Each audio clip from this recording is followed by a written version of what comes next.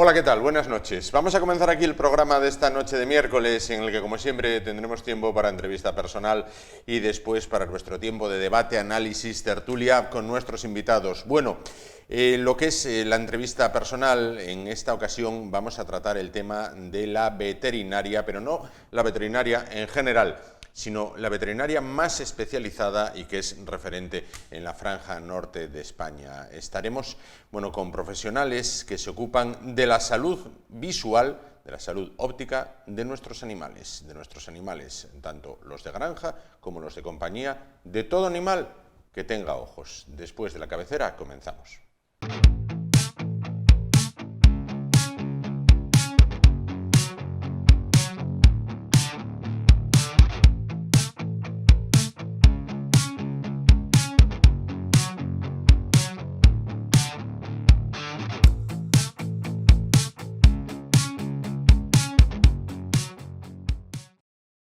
Bueno, pues comenzamos el programa de esta noche y lo hacemos como siempre con nuestra entrevista personal. En esta ocasión vamos a hablar de animales, pero no de mascotas solamente, no de animales de compañía, de esos animales de pequeño tamaño, sino de todo tipo de animales y de las atenciones que requieren en materia sanitaria, pero con lo que tiene que ver con la vista. Es decir, vamos a hablar de un tipo de veterinaria completamente especializada en lo que es la visión. Bueno, para ello se encuentra esta noche con nosotros la directora de Vision Vet, Mónica del Cueto. ¿Qué tal? Buenas noches. Buenas noches. Con dos clínicas en Asturias, en Oviedo, en la Avenida del Cristo número 33 y en Gijón, en la calle Jove y Evia número 12. Bueno, Mónica, ¿qué es Vision Vet como definición? Pues Vision Vet es una clínica y en la que somos pioneros aquí en Asturias y que nos dedicamos en exclusiva a ofrecer servicios relacionados con la oftalmología para animales. Creemos que la especialización en la veterinaria está en auge porque cada vez queremos que nuestros animales se encuentren mejor, queremos tratarlos mejor y queremos que haya gente especializada y que nos ayude con las enfermedades de nuestros animales. Y nosotros lo que hacemos es dar servicio a toda la gente que tenga animales y que tenga problemas oculares y que quieran solucionarlo. Es una rama de la medicina muy especializada. Y que requiere pues, un equipamiento muy especializado y unos conocimientos muy especializados. Y eso es lo que es Vision Vet. Claro, pero, frivolizando un poco el tema, es oculista de animales. Sí, oculista de animales. Oculista de animales, sí, en una palabra, ¿no? Efectivamente. Esto es como los niños pequeños con la doctora Juguetes, en este caso, usted es la oculista de los animales, en este caso. De todo tipo de animales. De todo tipo de animales. Todo lo que tenga ojos, pues estamos ahí para intentar solucionarle los problemas. De lo más normal pues son los animales de compañía que tenemos todos en casa, que puede ser pues un perro, un gato, es lo más frecuente, pero también hay aves, hay pequeños roedores, conejos, que es un tipo de animal que ahora hay mucho en nuestros hogares, y luego ya pasamos a grandes animales también. Caballos, incluso vacas, ovejas, cualquier tipo de problema a nivel ocular lo podemos solucionar. Tiene tratamiento en este caso. ¿Los animales sufren las mismas patologías de la vista que los humanos? Pues sorprendentemente sí, lo mismo, increíble. Cataratas, glaucoma. Cataratas, glaucoma, problemas de retina, igual.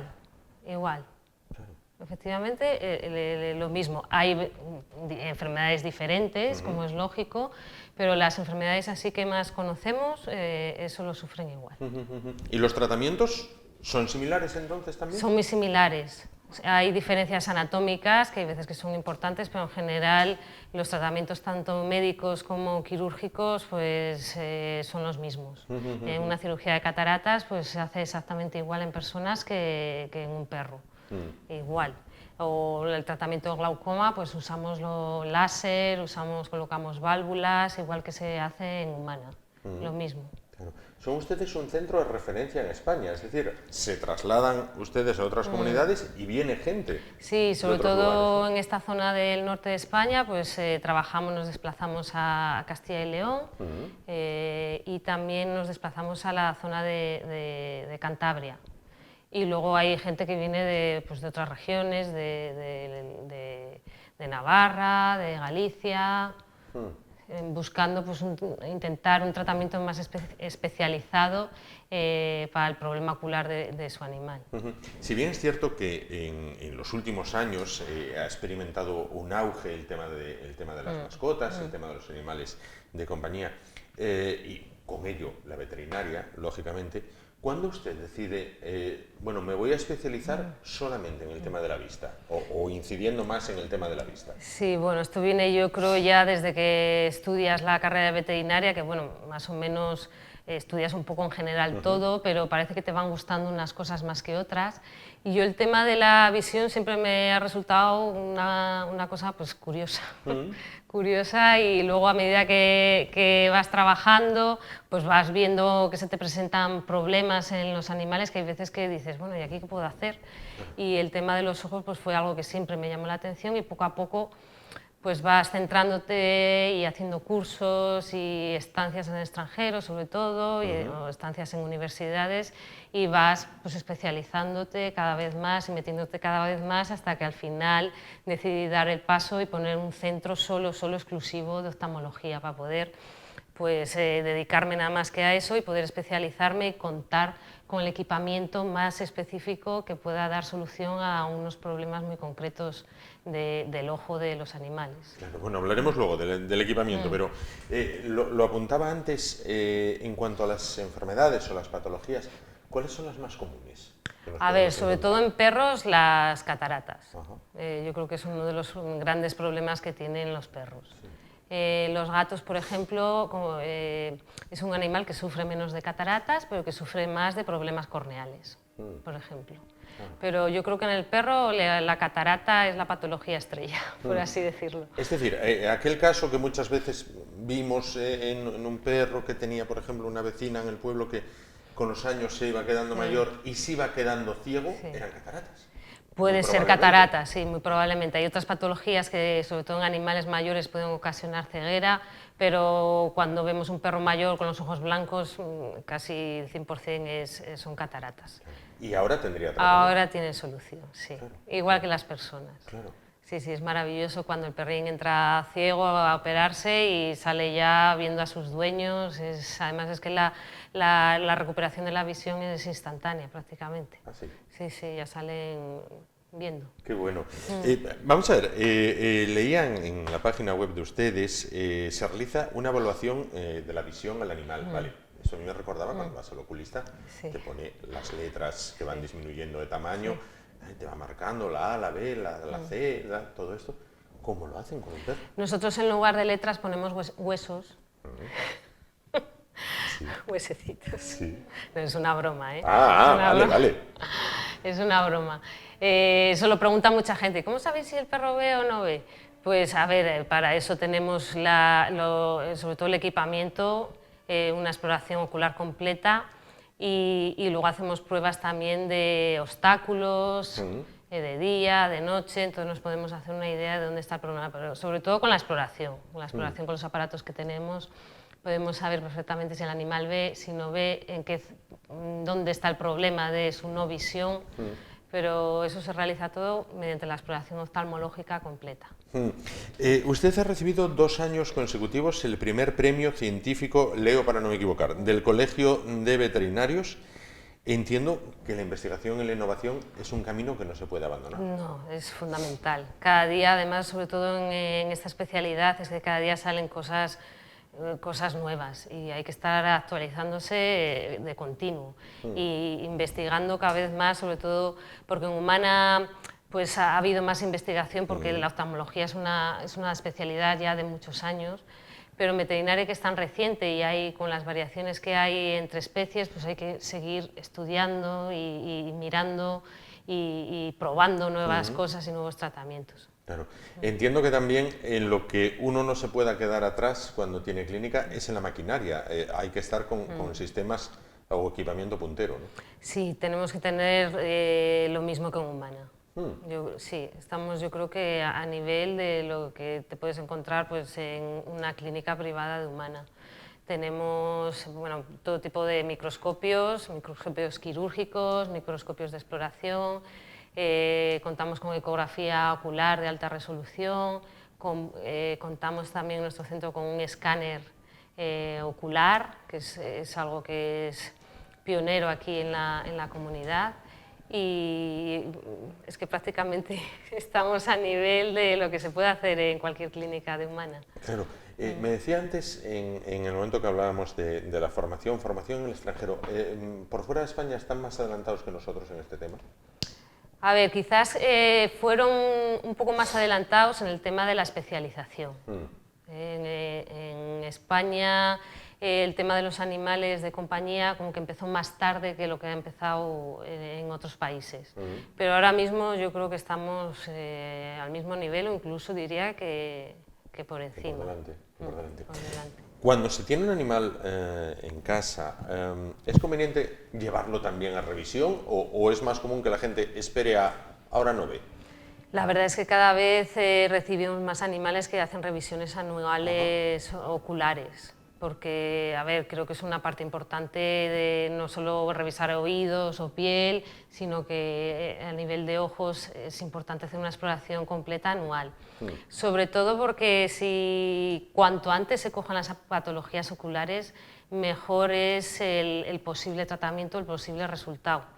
El ojo da muy pocas oportunidades. Claro. Cuando se pone malo, como no lo cojas a tiempo, a lo mejor no hay solución. Claro. Y entiendo que no siempre el tratamiento tiene que ser quirúrgico, también hay tratamiento a base de gotas. Sí, siempre intentamos que el tratamiento, si es posible, hacerlo un tratamiento médico. Sí. Además, en animales tenemos el hándicap que no es un paciente colaborador. Claro. Entonces, cualquier cirugía que a lo mejor en humana se hace con la persona despierta, por ejemplo, una cirugía de cataratas, no hace falta anestesiar, una anestesia general, porque el paciente colabora. En nuestro caso siempre es una anestesia general. Entonces, intentamos primeramente utilizar tratamientos médicos y si no, pues ya anestesia general. Claro. Hay que hablar también de los caballos. Vamos a ver, caballos... son pacientes, en este caso de la clínica, llamémoslos así. Cuando hablamos de caballos de competición. Sí, la verdad, a ver, también tratamos animales de caballos de compañía, que hay mucha gente que tiene un caballo pues, de compañía o va a deporte de fin de semana y demás. Pero aquí en Asturias ahora hay un nivel de caballos de competición importante. Hay competiciones a nivel nacional, incluso bueno, concursos internacionales y hay caballos pues, importantes y hay yeguadas importantes de caballos deportivos. Y claro, cada vez demandan más el tema de la revisión ocular, yo creo que es fundamental. Claro, esos caballos de carreras son máquinas de competición, en una palabra, y cuando uno lo mira un poquito por la red, llegan a alcanzar precios astronómicos en algunos casos. La verdad es que sí. Es decir, tenerles con la vista, digamos, a punto es fundamental, porque si no, sus dueños perderían todo. Y que se entienda, o sea, son, lo que digo, una máquina, en una palabra. Sí, efectivamente, son animales muy valiosos y que necesitan estar al 100% de todo, de patas y también a nivel de ojos, a nivel ocular. Si el caballo no ve bien, se asusta más o no quiere saltar o sobre todo eso, y eso hace que el animal no rinda. ¿Es difícil en casa detectar cuando el animal empieza a ver mal? Digo porque tenemos la creencia, no sé si es cierta o no, de que los animales tienen el sentido del olfato más desarrollado que nosotros y que pueden guiarse quizás por casa por el olfato o por la memoria del recorrido que tienen en el propio piso, en la propia vivienda. ¿Cómo darse cuenta que el animal empieza a ver mal? A ver, a veces es un problema porque efectivamente los perros tienen otros órganos de los sentidos muy desarrollados, el olfato, el oído, y hay veces que la vista, pues como usan el olfato, pues no nos damos cuenta a veces que no ven bien. La gente lo que más nos cuenta es, no, en casa va bien, pero lo llevé a casa de un amigo y se chocó contra la pared. Entonces ahí es cuando el dueño dice, ostras, ¿qué pasa aquí? porque la casa más o menos se la conoce Tiene el y mapeado disimulan. hecho de- Ellos, claro. los perros disimulan mucho porque se hacen como una especie de radar con el olfato y el oído. Claro. Pero claro, cuando llevas a un sitio que no conocen, no tienen controlado, ahí es cuando, ostras, ¿qué pasa aquí? Que se me ha chocado contra la pared. Claro. Dígame, ¿por qué es tan común cuando se regala a un niño una tortuga que siempre hay que acabar echándole gotas en los ojos? Eso es por un problema de ambiental, por un problema de la alimentación que le damos a ese tipo de animales, que no es la adecuada, Sí. y por un problema también de falta de luz ultravioleta. Ah, Las tortugas normalmente las tenemos en casa sí. y la luz ultravioleta la filtran los cristales. Entonces no reciben esa luz ultravioleta. Y luego la comida también es deficitaria, esas gambitas que se Sí, venden. sí. Esa comida es deficitaria en muchos componentes. Entonces les provoca un déficit de vitamina A, sobre todo, y tienen problemas a nivel de párpados, Sí, sí, sí, sí. de todos los epitelios en general. Claro, y por eso lo de las gotas. Y por eso lo de las gotas. Las gotas, lógico. Bueno, como curiosidad, ¿qué animal fue el más extraño que un buen día le llevaron a la consulta? A ver, pues el así más imponente que vino hace 15 días más o menos fue un águila real. Un águila real, sí, ¿Y eso? espectacular. Y como de repente un águila real, porque quiero decir, no se tiene un águila real en casa. Pues por lo visto sí la tiene en casa. Sí, es un señor aficionado a la cetrería, es de fuera de Asturias, y empezó a notar que el águila pues no cazaba bien o algo así, y tenía un problema ocular importante. Claro. Y es enorme, es impresionante. ¿Y hubo solución? Sí, la verdad es que está mucho mejor. Claro. Sí, sí, sorprendentemente está mucho. Había dejado, porque estos animales si no ven bien dejan de comer incluso. Claro. Para ese tipo de animales la vista es fundamental, o sea, es su órgano fundamental. Si no ven, dejan hasta de comer. Claro. Y ya me llamó la semana pasada el señor que ya estaba mucho mejor, que ya comía y estupendo. Genial. Pero el animal es imponente, impresionante. Claro. Final feliz, entonces. Final feliz. Para este caso. Mónica del Cueto, dos clínicas. En Gijón, en la calle Jove Evia, número 12, y en Oviedo, en la Avenida del Cristo 33, con parking gratuito. Quiero decir, porque normalmente entiendo que la gente vaya en coche, se desplaza en vehículo, y ¿dónde lo dejo? ¿Dónde lo dejo? Hay donde lo dejar, ¿no? Sí, tenemos 2 plazas reservadas delante de la clínica, o sea que el coche no es un impedimento para llevar a su animal al oculista. Correcto. Para finalizar, que conciencie un poquito a la gente en que esté un poco vigilante y que realicen las revisiones, ¿no? Porque quizás con una revisión a tiempo el tratamiento sea menos traumático que pueda serlo luego tener que pasar. A ver, es fundamental llevar a nuestros animales al veterinario. Una vez al año, fundamental. Y el veterinario de cabecera le va a hacer una exploración completa de todo, y ahí la mayoría de las veces es el veterinario de cabecera, el veterinario de confianza, en el que ve que hay algo que no está bien, pues en este caso a nivel ocular, entonces ya se ponen en contacto con nosotros y les damos cita para hacer una exploración más en profundidad. Pero importantísimo, llevar a vuestros animales al veterinario una vez al año, que le hagan un chequeo completo. Importantísimo. Ahí se descubren muchas cosas que si se cogen a tiempo nos va a evitar muchos gastos de dinero y muchos disgustos. Claro que sí. Pues Mónica del Cueto, directora de Vision Vet en Oviedo, en la Avenida del Cristo 33, en Gijón, en la calle Jove Evia número 12. Muchísimas gracias por estar con nosotros esta noche. Que la próxima vez que hablemos me cuente de otro animal, esta vez fue un águila real de tamaño imponente, me decía que tiene que ser incluso, entiendo, una satisfacción profesional, ¿no? Sí, la verdad es que sí. La verdad es que estábamos ahí en la clínica ese día, vamos, con los ojos así. Tal cual, tal cual. Pues muchísimas gracias por estar con nosotros esta noche. Muchas gracias.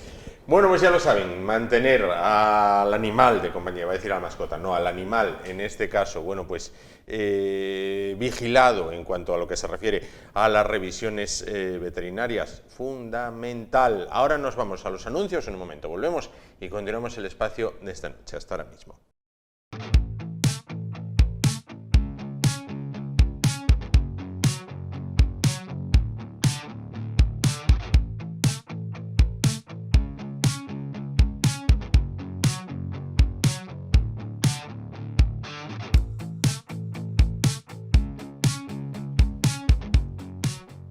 Bueno, pues tiempo ya para el momento del análisis, el debate, la tertulia con 3-4 temas sobre la mesa y con 4 invitados que rápidamente vamos a pasar a presentarles y que nos acompañarán esta noche. Vamos a comenzar presentando por este lado a Abel Fernández, presidente del Colegio de Economistas de Asturias. ¿Qué tal? Buenas noches. Muy buenas noches. Junto a él, Sofía Fernández Peña, graduada en Protocolo. ¿Qué tal? Buenas noches. ¿Qué tal? Buenas noches. Por el otro lado, Luis Del Viso, abogado. ¿Qué tal? Buenas noches. Buenas noches. Muchas gracias por aportarme otra vez a tu programa. Gracias por venir. Y Quique Gallar, director de la revista La Mayoría. ¿Qué tal? Buenas noches. Buenas noches. Bueno, pues 4 son los temas que a priori, vamos a ver si nos da tiempo a cubrir los 4 temas, debatiremos con nuestros invitados.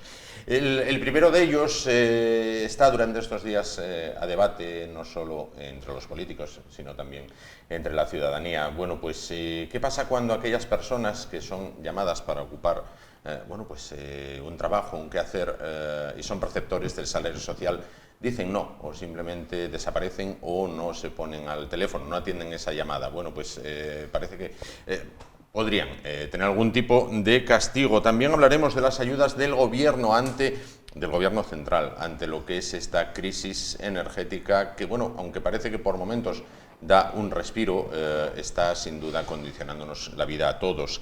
Hablaremos también de la brecha salarial que aumenta entre muy ricos y muy pobres, con lo cual está en riesgo lo que es quizás una de las grandes riquezas de este país, como es la clase media. Y finalizaremos con lo que se prevé como un asalto, un enésimo asalto masivo a la valla de Melilla, ya que, según se puede leer en prensa, hay 2.000 sudaneses acampados afuera de la valla esperando, bueno, pues ese momento, no sé si aleatorio, si propicio, para dar el salto y llegar a Europa, en este caso, a través de España. Bueno, pues vamos a comenzar con el tema del salario social. ¿Qué les parece esto? ¿Lo ven una medida justa? ¿Lo ven una medida arbitraria? Puede empezar el que quiera. Yo es que creo que lo que se plantea es que están en unos niveles que, como no se pide nada, no tienen que hacer nada con ello, pues disuade. Porque planteémonos, aquella persona que vive en Oviedo, cobra el salario mínimo, salario social o el ingreso mínimo vital, y le dan una oportunidad de trabajo en Gijón, a 6 horas. Mi padre dice, a 6 horas, 800 euros, gano 600 sin salir de casa y tengo que pagar el transporte. Lo veo complicado que vaya a hacer algo, ¿no? Lo más fácil es que coja y que se quede en casa porque económicamente hablando está ahí. Hay que plantear a la gente, que es decir, bueno, tiene usted un salario social, pero haga algo por la comunidad. Podemos ayudar en estos incendios, que tiene un coste muy elevado y que necesita mucha mano de obra. Bueno, pues movilizándonos de alguna manera. La cuestión es aquella persona que por sus circunstancias no pueda. Pero habiendo una posibilidad de trabajo, y creo que hay muchas. Yo opino también un poco lo mismo, Luis. Yo entiendo que si estamos en un Estado de Derecho, y lo estamos reivindicando como un derecho, evidentemente que lo es, pero un Estado de Derecho tiene también obligaciones y de alguna manera pues tenemos la otra contrapartida, ¿no? Es decir, usted tiene derecho a esa prestación, pero también tiene derecho a contribuir de alguna manera. Es un tema de información y de formación, y yo creo que eso es una cuestión que se debería ya de inculcar en las escuelas. Es decir, si nosotros demandamos servicios, sanidad, educación, etcétera, a unos niveles, a nuestro estado de bienestar, así lo hacemos, y un estado como es el español, eso comporta que lógicamente hay que financiarlo, y hay que financiarlo con una serie de aportaciones, vía impuestos, cotizaciones, etcétera. Bueno, pues darse cuenta que las personas que están recibiendo esas prestaciones, pues en la medida de sus posibilidades, tienen también que colaborar y ayudar a ese estado de bienestar. Yo vamos, lo entiendo menos. Vamos, comparto estas opiniones, pero creo que sí que deberían de ser unas ayudas transitorias, ¿no? O sea, que por situaciones excepcionales, que bueno, por desgracia mucha gente en algunas ocasiones de su vida profesional las necesita, pero lo que no puede ser es que favorezcan que la gente se acomode en esa situación, o que también favorezcan una economía sumergida, porque luego hay mucha gente que dice, bueno, pues me ofrecen este trabajo, pues, oye, pero no, a mí no me des de alta, porque como estoy cobrando algún tipo de ayuda, si no la pierdo y luego no me compensa, entonces luego favorece que haya gente que trabaje, que no aporte, que no esté cotizando, que no esté aportando, que no esté declarando y esté recibiendo. Entonces eso es algo injusto respecto a las personas que sí trabajan, que sí aportan y que sí se esfuerzan, ¿no? Que por supuesto, vamos, no creo que la gente que está en esa situación lo busque, por supuesto, pero lo que hay que favorecer es que se creen empleos de calidad, o sea, el trabajo dignifica a la persona, entonces eso es algo que hay que incidir en ello, ¿no? En la dignificación pues, que uno obtiene con el trabajo, con una remuneración, el sentirse útil y el no decir, pues me quedo en casa, o como vemos en trabajos a lo mejor pues de verano, ¿no? De hostelería. Hay muchos empresarios que dicen, es que no encuentro a gente que trabaje. Bueno, a mí hay casos de empresarios que me han dicho, oye, es que no encuentro gente que trabaje aquí. Me dicen que por un sueldo de 1.000 euros al mes, que saben que a lo mejor va a ser un mes complicado, más propinas o más lo que sea, que bueno, eso no se puede incluir en el sueldo, ¿no? Pero que las tienen. Dicen, no, para eso me quedo en casa y disfruto del verano. Y si su mujer está en la misma situación, dicen, es que entre los dos ganamos no sé cuánto. Entonces no. Y como tenemos ciertas ayudas, pues ya olvídate. Quique. A ver, yo así en abstracto y sobre el papel estoy de acuerdo en que no se puede estar de gratis en la sociedad, ¿no? O sea, que si la sociedad te da, tú tienes que dar, ¿no? Hay muchas formas de hacer eso. Lo que pasa es que, bueno, yo por mi experiencia personal, yo vivo en Ventanielles y en mi barrio hay mucha gente que cobra el salario social. Sí. Y es cierto que posiblemente haya una parte importante de los perceptores de esa prestación en este momento que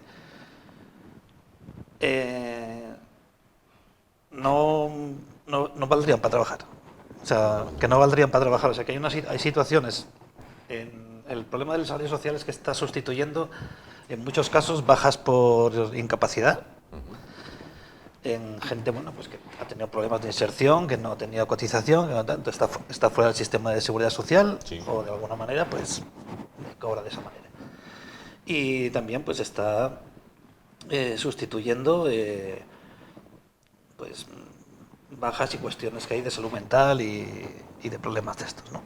Entonces, sobre el papel queda muy bonito decir que criticar el sistema de salario social, pero si no existiese, posiblemente habría más problemas de los que intentamos solucionar. Porque eso está cubriendo de determinadas grietas y heridas que tiene pues, el sistema en el que vivimos. Esa es la cuestión. Yo personalmente creo que es mejor ir a sistemas amplios de seguridad social y ir a un sistema de prestación por desempleo amplio de estilo europeo, más que andar con salarios sociales y este tipo de historias y tal, ¿no? Pero bueno, es mi opinión. Según leía el otro día, y quería pedirles también una valoración, hay países de nuestro entorno más próximo donde si estás en el paro, llamémoslo así, te llaman 2 veces y 2 veces rechazas, se acabó el paro. Ten en cuenta que nos podemos encontrar con situaciones, y nosotros en el despacho lo hemos visto con el cliente, que con las ayudas públicas tenía poco y hacía algún extra, pues al final el sistema detecta, no, ella la llama y dice, es que no, la llamamos y no coge el teléfono. Y decía, no, es que estaba trabajando. Y dice, ¿cómo que estaba trabajando? Venga por aquí, te hago una vida laboral. Claro, los fines de semana haciendo estas, complementando y pudiendo llegar al salario, pues se lo quita el entero y tiene que devolver. No está regulado en el sentido de decir, vamos a intentar que esta persona trabaje algo y si trabaja algo no pierde toda la ayuda. Porque claro, es el planteamiento que hacemos antes. Dices, vale, voy a hacer un fin de semana. No, un fin de semana no, porque pierdo la prestación y para volver a conseguirla tengo que volver a pasar. Y eso no está regulado. Yo creo que eso es uno de los errores que hay, que es o todo o nada. No. Si usted tiene un complemento, pues al mes siguiente le ajustamos. Y el propio sistema de la seguridad social debería detectar ya estos errores, porque esta buena mujer se encuentra con que tiene que devolver 12.000 euros cuando está viviendo de un salario social. Sí, yo coincido perfectamente contigo. Es decir, tiene que ser compatible. ¿Por qué? Porque estamos hablando de retribuciones bajas, pequeñas, con lo cual de alguna manera no puedes quitarle esa otra prestación. Si se hiciese así, posiblemente el resultado fuese distinto. Es decir, la economía sumergida ya no sería a los niveles a los que estamos acostumbrados, porque ahora es... Y sobre todo esto es, hay que tener en cuenta que afecta también a gente joven. Entonces, que tarda en entrar en el mercado laboral, y si entra, pues se lo cuestiona o no entro porque tengo la ayuda, es decir, que sirva un poco de freno. Luego, si esta cuestión se abriera y fuese más compatible con lo que tú estás comentando, Luis, entiendo que sería más fácil de ir solventando estas cuestiones. Decir, bueno, no pierdo la vida entera o me la reducen un poco si gano mucho. Claro. Si hago un fin de semana, no. Pero si llego a tener un salario, pues que vaya a mantenerse completo o disminuirse para que se incentive. Lo que pasa es que este querido país lo que no hay que incentivar es el esfuerzo y el trabajo. Claro. Lo que estamos incentivando es lo contrario. Claro. Y luego la falta de control. Yo tengo la anécdota de una señora a la que asistimos de turno de oficio porque se le retiraron las ayudas porque vivía en Marruecos. ¿Cómo puede estar la señora viviendo en Marruecos y cobrando las ayudas en España? Pues sí. Incluso. Perdón, no vamos a citar la casuística particular, pero yo conozco un caso de una persona que trabajó durante 5 años seguidos en España, fue a estudiar a un país de la Unión Europea, un país muy próximo a nosotros, y se le acababa el paro. Es decir, si iba a estudiar allí durante una temporada larga de 5 o 6 meses, no tenía paro. Eso tampoco es lógico. No, es lo que te digo, es que no incentivas la formación, no incentivas. Luego se han gastado millones de euros en formación para el desempleo que se han ido. ¿Dónde se han ido? Pues con la cara que estoy poniendo. En algunos casos a la mayor condena por corrupción. Bien. No, pero ya no, porque ya no voy a eso, voy a que nos ha entrado dinero bastante y no sea la reconversión de las minerías. Bueno, eso daría para hablar... ¿Cuántos programas? Sí, 6, 8, una cosa así. Quique, Abel, Sofía, Luis, el paro, lo que es el servicio público de empleo, el servicio, no sé cómo se llama ahora, las oficinas del paro. ¿Sirven para algo? Quiero decir, yo muchísima gente que conozco que estuvo durante épocas en el paro, jamás la llamaron. Es decir, si consiguió empleo, fue porque conocía a alguien o echó un currículum o tal, a título particular. Jamás se produjo esa llamada desde la oficina del paro. Oye, mira, encontramos algo que te puede servir. ¿Sirven para algo realmente más que para tener que ir, pasar el trámite y todas estas cosas? Ahora ya lo haces telemático. Bueno, hay veces que hay que ir incluso presencialmente, no te creas. Quique. A ver, a los servicios al INEM de toda la vida, al INEM, que se le ha ido espaciando de competencias. Y una de las que creo que es más importante que podía tener en el pasado era un poco la gestión de ofertas de trabajo y todas estas historias, ¿no? Entonces yo creo que eso se ha relegado al ámbito privado y desde mi punto de vista para lo que viene siendo la calidad del empleo y estas cuestiones ha sido un error. Eso es un retroceso con respecto a los estándares que hay en otros países europeos a los cuales España quiere aparecer, son del servicio de empleo es como mucho más controlador, ¿no? de lo que se firma y lo que no se firma y estas cosas. Entonces sí, ya sirve por muy poco porque se ha querido que sirva por muy poco, ¿vale? Que sea una cosa testimonial. Bueno, pasamos al siguiente tema. El gobierno plantea un determinado paquete de ayudas ante lo que es la carestía energética, que si bien durante la jornada de hoy parece que ha dado un respiro, quizás sea muy poquito el lapso de tiempo, porque nos encontramos ante una situación con lo del gas, con la de la electricidad, con los combustibles, con la alimentación, con muchísimos productos con precios disparados. ¿Son suficientes esas medidas? ¿Son acertadas? ¿Son electoralistas en un año en el que, recordemos, temporada, en la que hay elecciones? Abel, por ejemplo. Sí, Casi todo esto que acabas de indicar, casi sí. Sí a todo. ¿Son buenas? Sí, Sí. evidentemente. ¿Por qué? Porque sirven para paliar en cierta medida pues el alto precio de la energía, ¿no? El gas en este caso. ¿Son electoralistas? Pues también, porque estamos muy próximos a las elecciones y lógicamente se hace mucho hincapié en todo ello y eso es de una forma, vamos, que se está viendo de manera descarada. ¿Tendrán algún efecto positivo? Hombre, pienso que sí. Pienso que sí. ¿Que van a ser determinantes? Pues no, fácilmente es que no. ¿Por qué?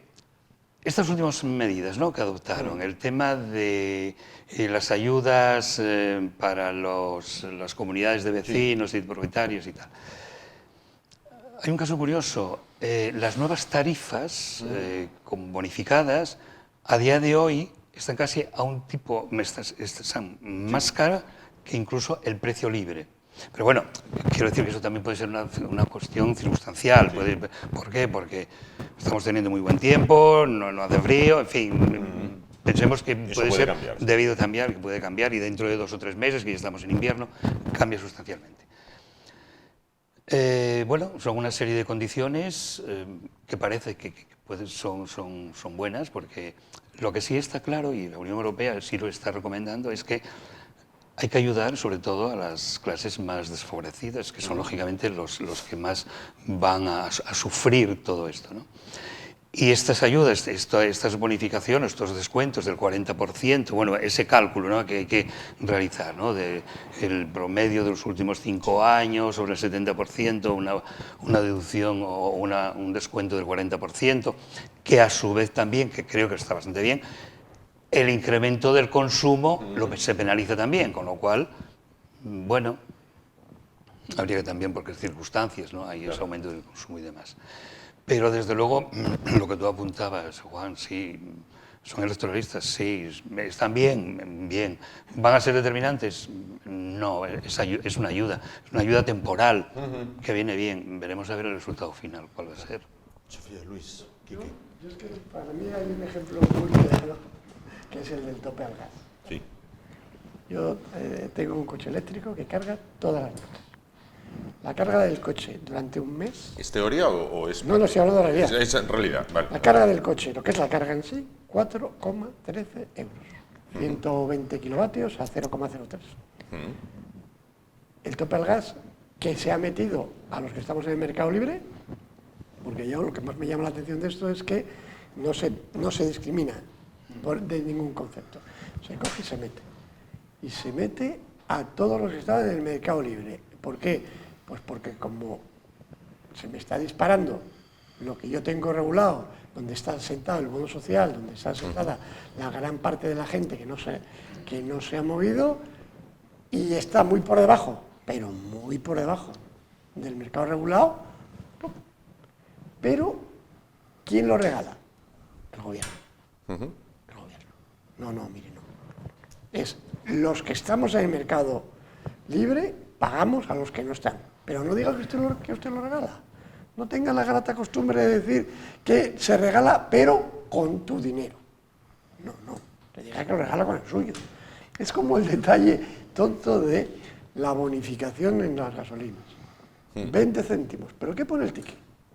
La bonificación del gobierno. No, mire, no. Del gobierno no. Pagamos todos. ¿Y esa a quién ayuda?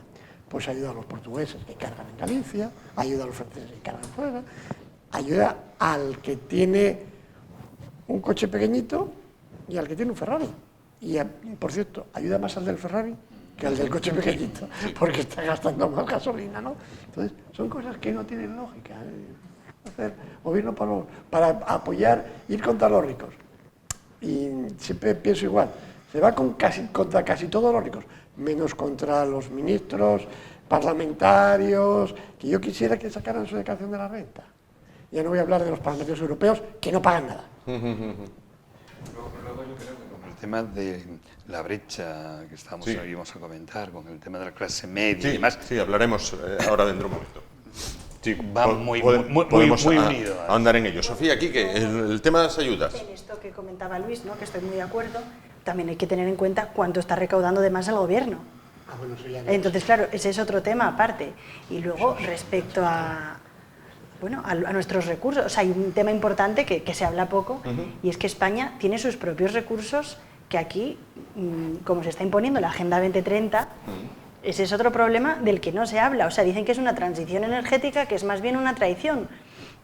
O sea, hace unos meses han aprobado en el Congreso una ley en la que España deja de explorar y de explotar muchos de sus recursos. Sí. Y por suerte, pues somos un país que tiene muchos. O sea, tenemos agua, tenemos sol, tenemos viento, se derriban las térmicas y en cambio se importa energía térmica de otros países, se paga a otros países cuando nosotros podríamos estar generando la nuestra, o la nuclear, también podríamos favorecerla.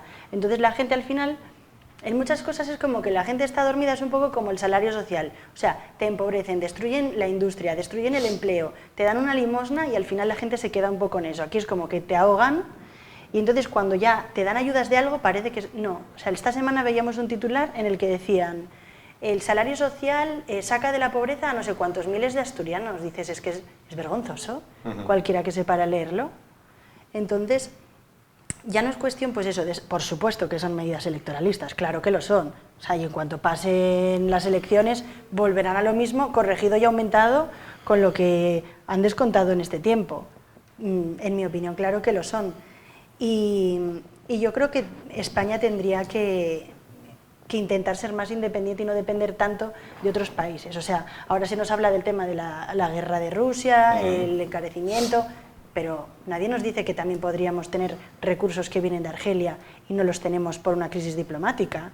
Ese tema está callado porque no interesa. Entonces aquí, cuando la culpa no es del COVID, es de Rusia, y cuando no, pues de otro vecino, pero nuestra nunca. Quique. Si se juega la guerra, pues eso tiene consecuencias en la economía del país. Entonces, bueno, pues, aquí nos vendieron que íbamos a una especie de aventura como si fuésemos a mandar cascos azules a un país del tercer mundo, que no pasa nada, pero no. En el fregado en el que nos hemos metido, pues tienen un grifo que lo cortan. Que nos hemos metido, que se metieron otros. Bueno, que nos Quiero decir, metieron. Todavía no hay una división azul Bueno, pues, desfilando hacia allá. En el esquema de sanciones estamos. En el esquema de sanciones, que es la guerra económica, estamos.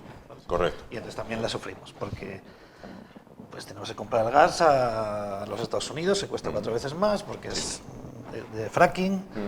Y entonces, bueno, es lo que hay, ¿no? Las medidas son necesarias para cualquier gobierno que quiera evitar una revuelta social en las calles.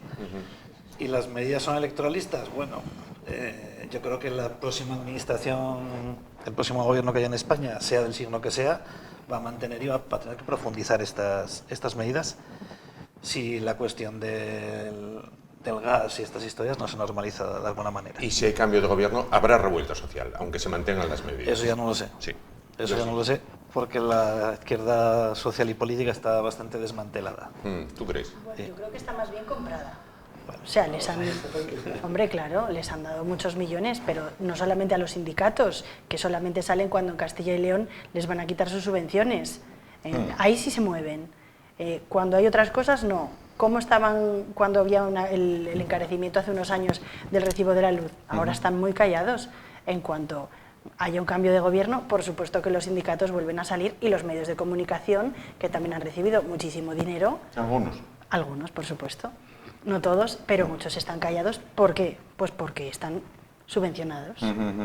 Ayer, ahondando en los recursos energéticos que apuntaba Sofía, ayer en esta misma mesa, el que fue presidente del Colegio de Geólogos, José Antonio Sáenz de Santa María, decía: España tiene reservas de gas, tiene bolsas de petróleo, pero hay una ley que impide incluso cuantificarlas, es decir, no se puede ni explorar lo que hay.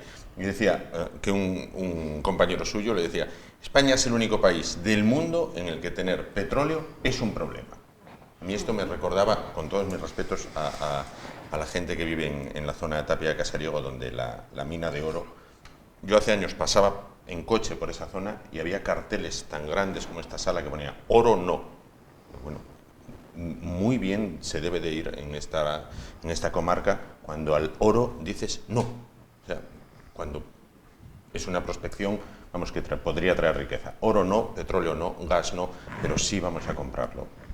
Pero es que es eso, ya no es, o sea, es la riqueza que produce, o sea, y la de empleos que genera una mina. durante X años. Sabes que vas a tener la población de esa zona activa. Ocupada, empleada. Entonces, Bueno, estas ayudas son sostenibles en el tiempo o sería solamente un parche, es decir, en el momento en el que habitúas a recibir estas ayudas ya tienes que mantenerlas o te ves condenado a mantenerlas o llega el momento en el que dices esto ya se corta. Yo considero que van a ser un poco, serán temporales. Lo que ocurre es que tenemos mucha incertidumbre de ese tiempo, claro. Ahí está, no sabemos muy bien qué tiempo va a durar. Considero que va a ser bastante. Bastante. Es decir, estas medidas hasta finales del 2023, volvemos a aumentar un año más. Bueno, son como las prórrogas que tuvimos en el COVID, ¿no? Vamos que de 15 en 15 en 15 en 15, pero esto va a ser largo, esto va a ser largo. Es que el problema no va a tener una fácil solución y hay cosas que no pensábamos, como que Ucrania era el granero de Europa y cosas de estas que no lo pensaban. Y que el planteamiento que se hizo de la Unión Europea de dejen ustedes de producir, pago para que no produzcas porque me sale más barato pagarte a ti y traerlo de Ucrania. Lo que no contábamos era con los rusos. Sí, no, es que se tomaron decisiones que, bueno, visto ahora, no fueron muy acertadas en esa línea. Es decir, Europa pensó, bueno, ya empezamos con el tema de los chips y tal, ¿no? Con todo esto. Y trajo un problemón y nos dimos cuenta y madre, es que somos ahora dependientes. Nunca pensamos que se podría dar estas circunstancias. Es decir, bueno, con el tema de Rusia ahora, pues claro, ahora está sumamente exagerado. Pero va a tener una repercusión durante muchísimo tiempo, durante mucho tiempo. Y eso va a cambiar un poco el escenario totalmente. El destroce que genera la guerra, totalmente. Eso no tiene arreglo. El mundo en el que vamos a entrar es muy diferente del mundo que había antes de la pandemia. Sobre todo porque hay yo creo que el proceso que se conoce como globalización, donde de alguna manera está garantizado que vas a conseguir cualquier cosa en cualquier lado del tal, eso está en cuestión a medida que se separa el mundo en dos bloques. Esos bloques empiezan a dejar de comerciar entre ellos, a ponerse trabas. Y hay cosas como... A ver, tenemos un nivel de integración industrial a nivel de todo el planeta que claro, los chinos se les para una fábrica en Shanghái y la SEAT de Martorell tiene que parar las máquinas porque le falta un microchip de tal, esas cosas que pasan. Bueno, pues en el caso concreto de la energía, yo creo que si... O sea, nosotros no vamos a poder estar financiando a fondo perdido ayudas continuamente, claro, porque esto es un pufo, lo que está viendo de increíble, ¿no? Y posiblemente haya que plantearse en el futuro, si se agrava la situación, intervenir el sector eléctrico, o sea, nacionalizarlo. Todo lo que es la energía en Europa, que pase a ser un sector nacionalizado. Y eso son cosas normales en caso de guerra. No es ninguna cosa bolchevique ni nada. Cuando hay guerra se hacen esas cosas. Se nacionalizan. Yo lo veo un poco complicado. No, yo lo que pasa es que si la solución estuviera en la nacionalidad, pero yo creo que, y el Servicio Público de Empleo es un buen ejemplo, donde no funciona... Al nacionalizar eliminamos el dividendo, que por ejemplo el otro día las eléctricas españolas repartieron 3.500 millones a los accionistas. Correcto, pero es que ya es un ahorro eso. Sí, pero es que, mira, ahí hay un detalle que también ha pasado muy desapercibido, que es, tenemos ahora dos problemas. Un problema que se llama sequía y otro energía. Ya, ¿quién dejó abrir los pantanos? Que la energía que generaban los pantanos salía gratis y se vendía a precio de euro. Entonces, tienes que pagar que tu gobierno sí puede llegar y decir, no, un momento, las reservas hidrográficas hay que guardarlas. Lo que no podemos tener esos pantanos son abajo y decir, ¿pero por qué están los pantanos tan bajos? No, es que no llueve. Ya. ¿Y quién abrió el grifo? Entonces, y luego hay un detalle que quería comentar con respecto al recibo de antes, que se me pasó, que es que de un coste total de 34 euros he pasado a un coste de 70 euros. ¿Por qué? Pues los otros 34, exactamente el doble, los otros 34 es el tope al gas. El tope al gas en este caso. Bueno, cuando hablamos... Sí, perdón. Una cosa respecto a lo que dices, ¿no? de abrir los pantanos. las compañías también juegan con la legalidad, con los márgenes. Ellos pueden tenerlos, hay un nivel mínimo del que no pueden bajar, sí, pero cuando tienen un excedente y saben que es buen momento para venderlo... Bien, pues, pero ahí es la intervención del gobierno. Tenía un momento. Es que es el mercado, amigo. O sea, yo soy propietario, tengo una concesión de una empresa. Sí, pero es lo que te abro digo. o cierro, ahí el gobierno no tiene nada que ver. No, hay un detalle que no estamos valorando, que es que la presa no la ha hecho la compañía eléctrica. La presa. Si entramos en la hizo la presa, entramos en No, la hizo el gobierno. Sí, pero tiene una concesión a... Correcto, pero yo a lo que tengo 500 que... años. Sí, pero yo lo que tengo que llegar es decir, un momento, usted no me puede echar mano del agua, porque la finalidad de la presa no es solo y exclusivamente la eléctrica, no, porque por eso están los microcentrales que tenemos muchas en Asturias, están polipuestas, y que esas no paran de generar porque no retienen el agua. La idea del pantano es la agricultura. Esa es la idea del pantano. La agricultura. No se hicieron los pantanos para tener fuentes de generación eléctrica, no. Se hicieron los pantanos para asegurar el regadío, básicamente el regadío. Entonces, si tú le cambias la finalidad, pues yo te digo que gestiones para que tú controles el nivel, pero no se te da la presa para que tú hagas lo que tú quieras, sino aprovéchate de la gestión, pero haciendo una gestión coordinada, y si hay que abrir el pantano, le abres. Pero insisto, las presas no las hicieron las compañías. Pantanos que se hicieron para luchar contra la pertinaz sequía en aquellos tiempos. Bueno, de aquellos tiempos incluso data la aparición en España de la clase media, lo que se ha considerado como uno de los grandes logros de este país. Actualmente existe o aumenta, dicen los medios, una brecha salarial entre los más ricos y los más pobres, se está estirando, con lo cual se está polarizando.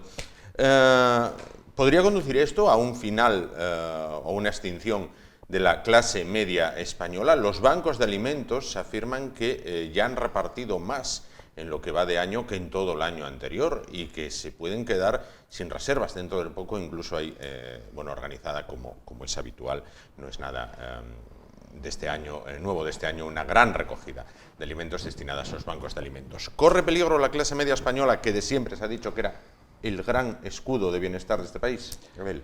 Hombre, yo pienso que peligro no, pero que está pasando por un momento delicado, sí, y bastante.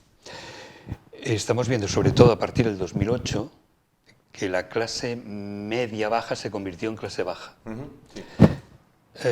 Y la clase baja, muy baja, con lo cual, y se va incrementando. Sí. Con la situación actual, esto va empeorando. Sí. Hay una cuestión fundamental. El estado de bienestar se basa fundamentalmente en las aportaciones que hace la clase media, precisamente. Sí. La clase media. Más que el impuesto. El tema de ricos, pobres, esto que se está viendo ahora, es que me parece que somos, no sé para quién va dirigido, porque para la gente con un poco de raciocinio me da la sensación de que no tiene mucho sentido, ¿no? Se juega más con el ámbito, sentimental, político, emocional. Entonces, de alguna manera, la clase media sí lo está pasando muy mal, sí. Porque además somos en general la clase que está soportando el mayor peso, sí. Porque el impuesto de solidaridad, el impuesto a los ricos, a la riqueza, el patrimonio, en fin, eso es insignificante. Es insignificante. Estoy de acuerdo. Sí. No tiene ninguna. En términos económicos no es absolutamente, no nos dice nada. Sí. De hecho, en la inmensa de los países europeos no existe ese impuesto. Y porque las grandes fortunas, las grandes riquezas de España, pues no tributan, tienen otros métodos de tributación. Y si forzamos mucho, pues lo que hacemos es deslocalizar, ¿no? Hablábamos de Madrid y hablábamos de Andalucía, pero tenemos Portugal. Sí. Y Portugal, con un gobierno socialista, pues resulta que se está beneficiando de todo esto. Quiero decir que, en fin, ese discurso no tiene mucho sentido. ¿De acuerdo? La clase media lo está pasando mal, sí. ¿Va a desaparecer? No. La clase media no. Porque bueno, afortunadamente estamos en Europa, Eso también significa... Es un paraguas, ¿no? Para mí es un paraguas. Es un paraguas. Con nuestros defectos, porque los tenemos. Sí, sin duda. Pero desde luego que pienso que no, lo pasamos mal, pero no va a servir como desaparición. Sofía, Luis, Quique. La clase media como categoría económica lleva menguando ya desde hace décadas, con mayor o menor velocidad en función del nivel de crisis que haya, ¿no? Como categoría sociológico-política, pues yo creo que no, porque creo que cada vez hay más gente que se considera de clase media, ¿no? Lo sea o no. Entonces, bueno, sí que con estas crisis sí que hay un desgaste, ¿no? Me imagino que más en la parte de pequeños propietarios o comerciantes, negocios de la clase media que en la parte asalariada. Que más puede estar sufriendo en este momento, pues son, imagínate con lo que hablábamos antes de las facturas, pues yo un amigo mío que tiene un bar que ahora en verano 6.000 euros de factura de tal, bueno, pues ya se están planteando dejar la actividad, ¿no? Entonces, bueno, en ese sentido sí, indudable, vamos. Yo creo que no hay más que hablar con cualquier persona que tenga un pequeño negocio que dependa también de estos precios y estas situaciones, y sí, vamos, es clarísimo. Luis, Sofía. Exactamente igual. Creo que cada vez está más complicado y que además no se está incentivando esfuerzo de trabajo, sino que lo que estamos incentivando es al contrario, lo que comentábamos antes. Si yo doy la ayuda y esa ayuda te imposibilita el acceder al mercado laboral en un momento parcial, pues no la doy. Y luego, ¿qué suerte tenemos? Pues la suerte del trilero, que el que llega ahora y dice, bueno, ¿y ahora qué? Desaparecieron los temporales. Ya, no pasa nada. Yo te hago un indefinido y te pongo 6 meses a prueba. Y a los 6 meses te echo. O te pongo otra cosa llamativa de siempre, que es los parados que no son parados. Usted está cobrando prestaciones y no es parado. Es que eso no tiene sentido. Salvo que quieras tapar las cifras. Entonces, eso es hacerse trampas al solitario. Claro. Todas, claro. Las hacen todas. Y luego te queda una frase muy buena y muy fantástica. Los impuestos son para sanidad y educación. No, perdona, no. Los impuestos no son para sanidad y educación. Los impuestos son para pagar pensiones, para pagar la deuda y pagar los salarios públicos. Quitemos esas 3 partidas y vamos a ver lo que queda en educación y en sanidad. ¿Cómo es posible que se destine al Ministerio de Igualdad millones de euros y a la investigación sobre el cáncer 10 millones? ¿Cómo se puede permitir eso? ¿Cómo se puede permitir que se gaste dinero en algo que se está viendo que no es efectivo? Pero no es efectivo. Mira, haga usted la campaña que le dé la gana. Ahora, eso sí, todo el día, ahora han sacado el autobús. Sí. Han sacado pues, toda la gente que va al autobús y resulta que todos los que están en el autobús no van para saber qué es. Por lo menos los 4 que yo voy a entrevistar. Van porque lo han pedido y no se lo han dado. Porque era una familia grande, porque tal. Claro. Y al final te encuentras con que se están dando ayudas a otros sectores que no tendrían normalmente que entrar a ellas y se están quitando ayudas a personas que han cotizado, que han tributado, como veremos luego. Estoy de acuerdo con Luis. Es cierto que la clase media lleva perdiendo poder adquisitivo décadas, son los que soportan el mayor peso, digamos, de aportar de los impuestos al Estado. Pero ¿qué pasa con eso? Pues se crean redes clientelares. Al final tenemos ahora mismo el gobierno más caro de la historia, 22 ministerios y más de 800 asesores. Eso hay que pagarlo. Se gastan el dinero de todos los españoles en documentales, blanqueando la imagen de quien tiene mucha culpa de todo esto.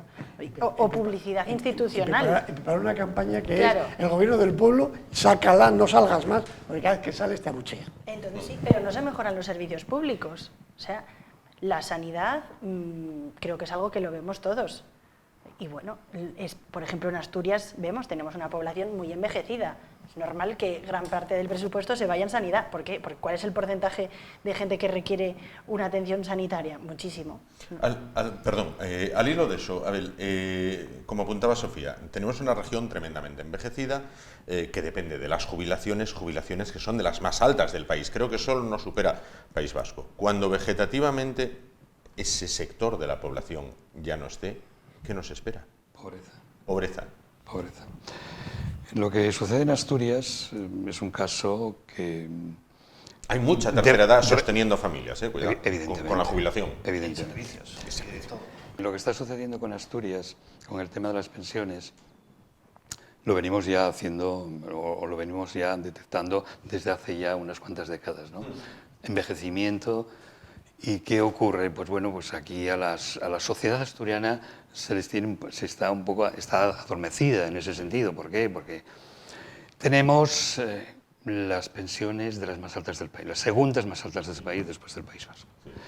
Con eso nos tienen tranquilos, ¿no? Porque el nivel de renta disponible a nivel general es relativamente alto.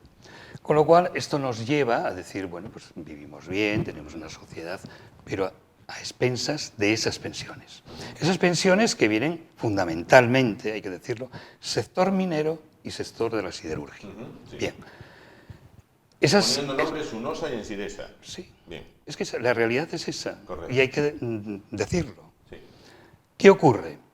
Que bueno, pues los pensionistas van falleciendo y, lógicamente, los nuevos que se van incorporando ya no son de esos salarios y de esas prestaciones, de esas prejubilaciones, etcétera, que se venían teniendo, ¿no? Aunque todavía existe. Hay un dato muy significativo. Por poner unos datos, no sé si es del 2018, creo recordar, Asturias, el coste en pensiones suponía unos 4.400 millones de euros.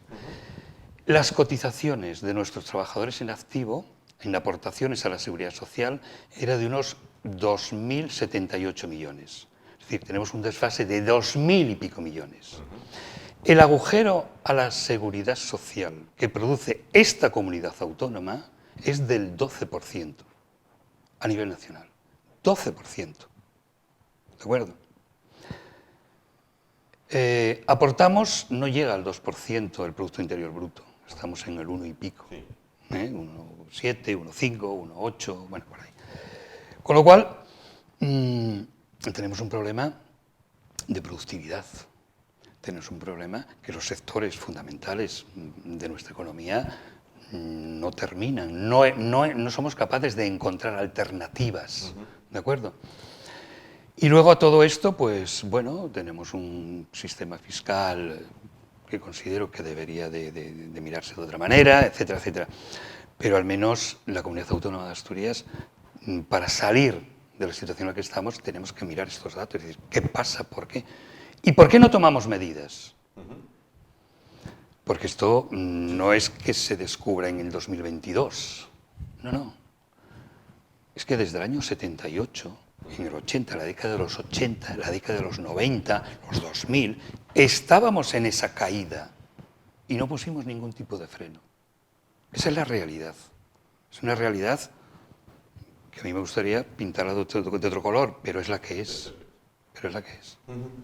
Quique, Luis, Sofía, apuntabas aquí que con el tema de la tercera edad, decían, mantenían familias y servicios. Sí, claro, una parte importante del consumo y la actividad económica se mantiene gracias a que entran pensiones aquí. Claro.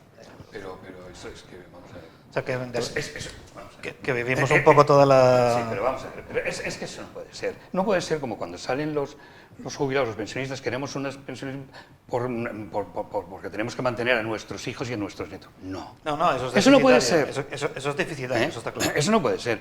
Lo que necesita esa gente es un trabajo digno, un buen trabajo. Pero no, como que yo pensionista tengo que de alguna manera soportar ese gasto de mis hijos o de mis nietos. Vamos en el sentido contrario a donde venimos de ahí. Claro, el problema también es que posiblemente Asturias no tenga mecanismos para solucionar esta cuestión por sí sola. Y si me aprietas te digo que España tampoco, como país. Porque aquí hay unas cadenas de suministro globales. No, yo estoy... Donde viene la riqueza de un lado y acaba en otro. Hay unos centros que es donde se controla las grandes producciones, las grandes ramas económicas y tal. Y Asturias en concreto es que no está en el camino, ¿sabes? Está en un lado. No, estamos en una isla porque estábamos cómodos en esa isla. Estábamos muy cómodos en esa isla. Es así. Claro, Es así. Claro. Es así. No vamos a hablar del dinero que vino para la reconversión industrial, minera y demás. Sí, porque darían Y para 10 aquí no programas. respondió absolutamente nadie. Nadie. Absolutamente nadie. Porque es un tema tabú. Es un tema tabú. Y tenemos que reconocerlo. Es la realidad. Yo estoy Sofía. de acuerdo. Además, aquí yo creo que convergen un poco las cosas que comentaba antes Luis y también Abel. Esto no es algo nuevo, no es algo de 2022. Se sabía que iba a llegar y por eso hubo unos fondos para una reconversión que no hemos tenido. Aquí lo que ha faltado es previsión y cabeza a la hora de invertir. O sea, aquí se gastó el dinero, no se invirtió. Pintáronse fachadas e hicieronse bolígrafos. Y piscinas. O sea, aquí hicieron lo que hiciese falta, o hacer algún museo o algún centro de interpretación para colocar a 2 o 3 personas, o crear distintas redes clientelares, en distintos pueblos para seguir consiguiendo los votos necesarios para que sigan los mismos en los ayuntamientos. Y entonces, bueno, pues ¿cómo voy a votar a otro si es que ese es el que le da trabajo a mi hijo, a mi cuñado, a mi primo? No. Entonces, en Asturias, ¿qué pasa? Que pensábamos que íbamos a vivir ¿de qué? ¿Del campus de Mieres? ¿Cuánto dinero se gastó ahí? Es que es el tema al que siempre 130 volvemos. millones. Muchísimo. Entonces, no, o sea, en Asturias no se ha invertido en infraestructuras, seguimos estando aislados, no somos competitivos con otras provincias que están limítrofes. Entonces, vamos, encabezamos todos los rankings de las cosas malas. Asturias ahí es líder siempre, en lo malo. Bueno, ahí andamos. El tenéis más lento. El tenéis más lento el de Extremadura. Pero no somos competitivos, o sea, tampoco fiscalmente. O sea, una empresa, ¿a qué van a venir aquí? A nada. Y luego también pues, lo que apuntaba Abel sobre los impuestos y tratar bueno, el mensaje de vamos a cobrarles más a los que más tienen. Bueno, suena muy bien. Efectivamente, no es efectivo. Es más teórico que práctico. Esa gente al final lo que va a hacer es irse. O se van a ir a Madrid o se van a ir a Portugal, como apuntaban, y al final no vas a coger nada, ni mucho ni poco. Has perdido... No, y si lo alguien... bajas, no, Madrid lo puede bajar mucho más. Sí, pero es que al final Entonces, esa gente ya no tributa aquí. Esa gente ya no tributa aquí. Entonces... Es como lo de competir en costes laborales en las fábricas, ¿no? Cuando ya son los compañeros de los sindicatos, no, es que tenemos que firmar porque si no marchan para Marruecos y tal, con la producción. Bueno, es que van a marchar igual. Bueno, pero eso es lo que tenemos en España. Porque nunca vas a poder cobrar tan poco como los de Marruecos. Entonces, el rollo de la competitividad entre regiones. Bueno, pero eso es es lo que hay algo... que salir. Claro, bueno, lo que pues hay que reivindicar son mecanismos automáticos de equilibración entre regiones. Pero...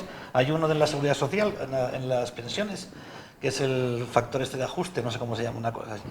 Pone algo de eso en los presupuestos del Estado, que automáticamente, si Ayuso baja o bonifica no sé cuánto, automáticamente le quitas pasta de otro lado, o sea, penalizas. ¿Y qué pasa en los distintos partidos cuando tú dices que hay que suprimir las autonomías, que no hacen falta todos los parlamentos que tenemos, todos los diputados autonómicos que tenemos? No, yo creo que posiblemente se podría ahorrar bastante en economías de escala en servicios públicos y cuestiones de estas, más que en las autonomías y tal. En todo un poco. Sí, en todo. Tú ten en cuenta que tenemos aquí un parlamento que yo quisiera que alguno de los presentes me diga qué ley ha hecho en los últimos 3 años. Yo no voy a decir ahora, en los últimos 3 años, que no sea la ley de presupuestos. ¿Qué ley han hecho? ¿Qué han regulado para? Ahora todos cobran, ¿eh? Y el señor presidente que llega y dice, nosotros hacemos medidas favorando, no vamos a favorecer a los ricos, menos lo mío, claro. Lo mío es el 4% más que los demás. El presidente tuitero. Bueno, no atravesamos quizás en España el mejor de los momentos en lo económico, pero hay quienes, huyendo del hambre, huyendo de la pobreza, consideran que sí, es un paraíso el poder llegar a Europa. La primera escala es España, es escala o destino final, depende. Y la primera parada es Ceuta o Melilla. Se prepara el enésimo salto a la valla de Melilla. Al parecer hay 2.000 sudaneses acampados en las inmediaciones de esa valla, con ese grifo que Marruecos abre y cierra a conveniencia. La Guardia Civil denunciaba hace escasas fechas que carecen de equipos antidisturbio para tratar de frenar esas avalanchas. Bueno, pues cuando el hambre aprieta, pero la población se mueve. El problema no es que esa población se mueva, el problema es hacia dónde se mueve. Es decir, a mí llegar y decirme que los que cruzan los cogemos en mitad del mar y no los acercamos al puerto más próximo, sino que los traigo para España, bueno, ¿y por qué vienen a España? ¿Y por qué no van a Emiratos Árabes? ¿Por qué no van a Arabia Saudí? ¿Por qué no van en otros puntos? Pues porque por un sitio tienen mejor acceso o tienen más fácil. ¿Por qué se han quitado las concertinas? Para que no, bueno, que nos hagan daño. No te preocupes, que si hay que hacer daño ya se encargan la policía marroquí de cuando les interesa, aprietan. Todo depende de lo que estén obteniendo a cambio. Claro. Yo creo que las medidas en ese aspecto tienen que ser medidas a muy largo plazo y con una dedicación de un esfuerzo enorme, sobre todo en los países de origen, de donde está saliendo esta gente. Humanamente es totalmente entendible que la gente quiera salir, porque viven en la miseria, les importa un bledo casi morirse, porque realmente las penurias son tan enormes que es totalmente entendible. ¿A dónde? ¿Europa? Hombre, pues Europa es Europa y tenemos una vida, pues comparado con la de ellos, pues no se puede comparar, evidentemente. Entonces, bueno, que vengan aquí. Que entren en juego las mafias, bien, vale. Pero donde realmente el esfuerzo y la dedicación en sus países, en esos países. Que además tienen recursos, es decir, son países con tienen muchos recursos. Que se puede aprovechar, pero que no se aprovechan porque hay mucha corrupción más allí todavía. Y nadie hace nada por decir, no, mira, esto se acabó aquí la corrupción. Y aquí voy a meter el dinero, pero usted no se va a quedar... No, es al revés, yo creo. A ver lo que hacen las naciones europeas o del primer mundo en África cuando llega uno que quiere combatir la corrupción, lo primero que hacen es desaparecerlo y pegarle 2 tiros y dan un golpe de estado y ponen a uno que les abre las minas o les abre... No te digo que no. Claro, es que el imperialismo, llevamos 500 años de colonialismo y África está más atrasada con respecto a Europa y Asia y todo eso. Porque hay un desarrollo desigual. Una cosa, al 98%, ¿quién colonizó África? ¿Quién fue la potencia imperialista en África? Bueno, la potencia imperialista en África, sobre todo Inglaterra, sobre todo Francia. Hasta ahí. Ya no hay más. No, pero Inglaterra y Francia. Pero es que pero es que luego estuvo el comercio triangular. Correcto, pero Y el vamos a ver, comercio triangular, España la potencia, la reina del mambo, la metrópoli en África, que es lo más atrasado ahora mismo y de donde huye la gente, fue Inglaterra y Francia. Nosotros, España en este caso, fue la metrópoli en Iberoamérica, que están mucho más adelantados que África, pero la leyenda negra nos la comemos nosotros. Pero es que hay una... Es decir, nosotros... bueno, pero eso es lo de la leyenda negra, que eso es la historia. Pero sí. Ante ellos, los salvajes fuimos nosotros, los genocidas, los exterminadores. Yo creo que esos países, y si hacemos el símil futbolístico, que no hay que hacerlo, esos países o están en primera o están en segunda, no están en preferente, ni regionales, ni perdidos en el fútbol amateur, como están los de África. Ingleses y franceses llegaron a África y exterminaron, nosotros no, y ahí está el legado. Sin embargo, los que nos comemos todo lo malo somos nosotros. Perdón, Sofía, que te corté. Perdón. Después de este alegato a favor de Hernán Cortés. No, por supuesto, o sea, yo creo que España, vamos, el problema de muchos españoles es que se avergüenzan de la historia y es para estar orgullosos de ella. Correcto. Entonces... Los ingleses han conseguido que los indios americanos estén en un zoo. Sí, que se llama pero bueno, o sea, que vaya, no es el tema y no me Yo quiero... creo que el ponerse a discutir qué nación colonial ha sido más o menos asesina es como hablar, no sé, es como hablar de si es mejor el Barça o el Madrid, el no sé cuántos. Bueno, son de estos debates... Cada uno tendríamos nuestra opinión. Sí. Cierto, pero bueno... Porque además que es falso, porque es que no hay varios sistemas coloniales separados, hay un sistema mundo, que el centro es Europa. Bueno, correcto, pero interrumpía a Sofía, perdón, con el tema de... Digamos, el robo es colectivo. Voy a volver un poco al tema Desde toda Europa, respecto a bueno, respecto al tema de la inmigración, ¿no? Con la valla de Melilla, que estábamos, bueno, se comentaba, ¿no? Que hay problemas en esos países. Yo creo que también los primeros que estamos fallando ahora somos nosotros, o sea, y no nosotros, sino el gobierno de Sánchez, que no se sabe que ha negociado con Marruecos y que entrega el Sáhara, renuncia a las cosas y en parte Ceuta y Melilla. O sea, se le quejan de que necesitan más recursos, más medios para poder defenderse de esos asaltos a la valla y él lo deja todo pues al diálogo, a una relación bilateral que no se sabe qué nos cuenta y ahora hay pues eso, unos 2000 sudaneses allí, que para llegar allí han tenido que atravesar más de 4.000 kilómetros de Marruecos. Entonces, Marruecos hay mucho. ¿Y claro, por qué no pararon por medio? Porque a Marruecos le interesa, es otra forma. Marruecos no reconoce Ceuta y Melilla. O sea, hace poco se ha dirigido a un alto comisionado en Suiza en el que no reconoce fronteras terrestres con España. Y nosotros seguimos callados y aceptando todo eso. Entonces, es normal que llegan 2.000 y llegarán 20.000, porque Marruecos no pone freno y nosotros lo aceptamos todo. Sánchez no se queja de nada de eso.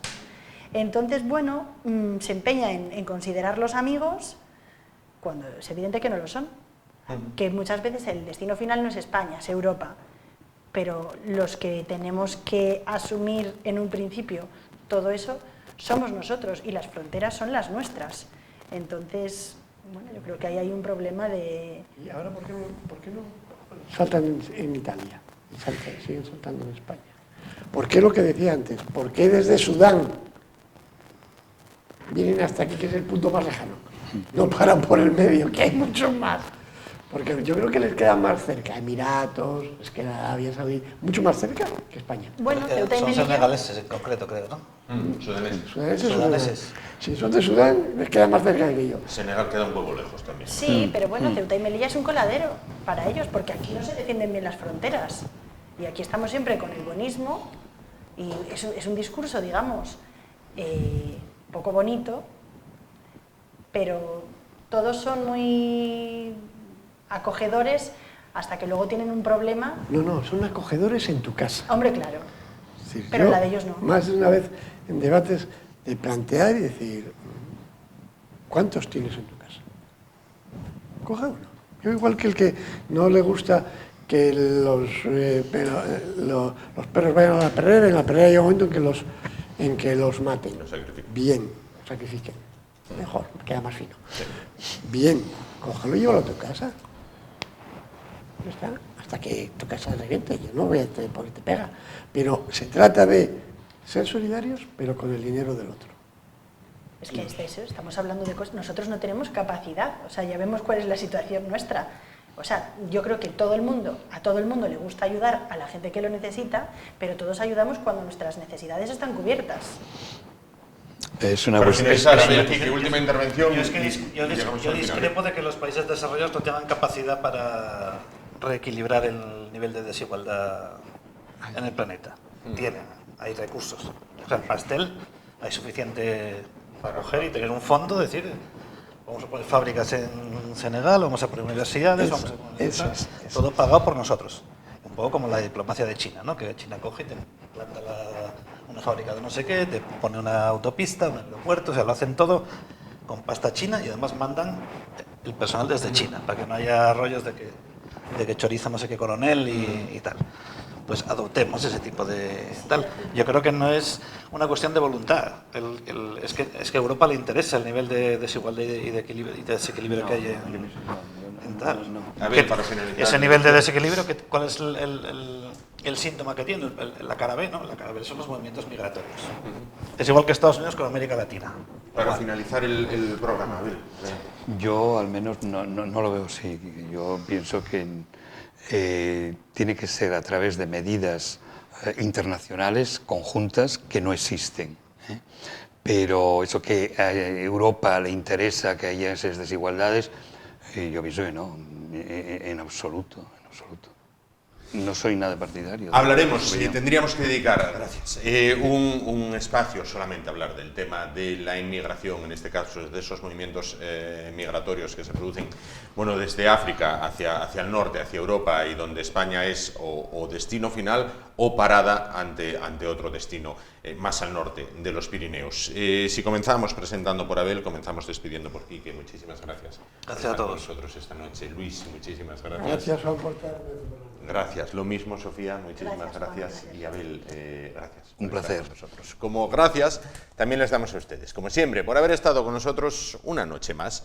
Volvemos el martes, miento, y no paro de mentir. El miércoles volveremos, porque el martes el Real Oviedo de Álvaro Cervera se estrena en partido de Liga el lunes, con lo cual el programa Juego de Dos, Equipo y Afición, pasa a la noche del martes. Toda la suerte del mundo a los azules y su nuevo entrenador, y a nosotros nos toca volver el miércoles a partir de las 10 de la noche. Primero con una entrevista personal y después con el tiempo de análisis, debate y tertulia. Gracias por su atención, buenas noches, ánimo y adelante.